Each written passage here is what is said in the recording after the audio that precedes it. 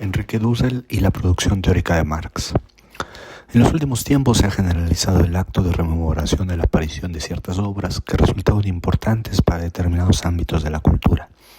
Miradas con la justeza que solo el tiempo puede brindar, se valoran producciones que desde hace 4 o 5 décadas siguen impactando de manera intensa en debates académicos o políticos. A pesar de que este tipo de configuraciones celebratorias son constantes, en realidad son pocas las obras que alcanzan esta distinción, es decir, el del reconocimiento de comunidades de lectores que las evocan porque hay un antes y un después de ellas. En nuestro caso, recordamos la aparición de la producción teórica de Marx, publicada por Enrique Dussel en 1985. No es posible olvidar que aquella propuesta fue posible, en buena medida, por las opciones que brindaba México, país donde el marxismo gozó de respetable salud hasta muy avanzada la década de 1980. Dussel tuvo un largo recorrido por el mundo antes de aterrizar definitivamente en la Ciudad de México. En el periodo inmediato, el filósofo fue involucrándose con la construcción de un entramado categorial original, deudor de diversas fuentes y autores. Políticamente, su compromiso con el populismo argentino y las variantes revolucionarias de este era especialmente sensible. Este cruce, sin embargo, hacía excluyente el diálogo con la obra de Marx. Las primeras formulaciones de la filosofía de la liberación de 1969 estaban marcadas por este alejamiento de la perspectiva marxista. Sin embargo, la obra de Dussel se transformó radicalmente cuando dejó finalmente Argentina y aterrizó en México en 1975.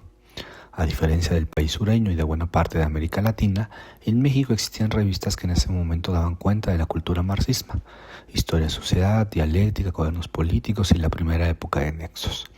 Y las ciencias sociales y humanidades mantenían espacios de aprendizaje sobre la obra de Marx y, en general, dicha corriente era parte del mundo intelectual. Una posibilidad que habría tenido Dussel era la de sumarse a los grupos o líneas que ya se desarrollaban: la lectura estética, la lectura del capital o la teoría del Estado. Sin embargo, optó por algo distinto.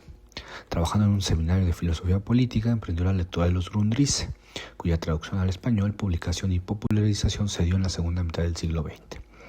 Dussel comentó aquellos manuscritos inacabados, atendiendo a la cronología de su redacción y mirando en ello la construcción de la categoría de plusvalor, mismo que sería el corazón de la teoría de la explotación del capital. Si en el Manifiesto Comunista o en los manuscritos de 1844 se exponen grandes intuiciones políticas o filosóficas, es preciso señalar que en ellas no estaba aún formulada la noción de explotación, entendida como producción y apropiación de un valor excedente, ni mucho menos el origen de este. Dussel, sin embargo, imprimió su propia interpretación de aquellos trabajos de Marx, esencialmente leyéndolo con el prisma de los conceptos de Manuel Levinas.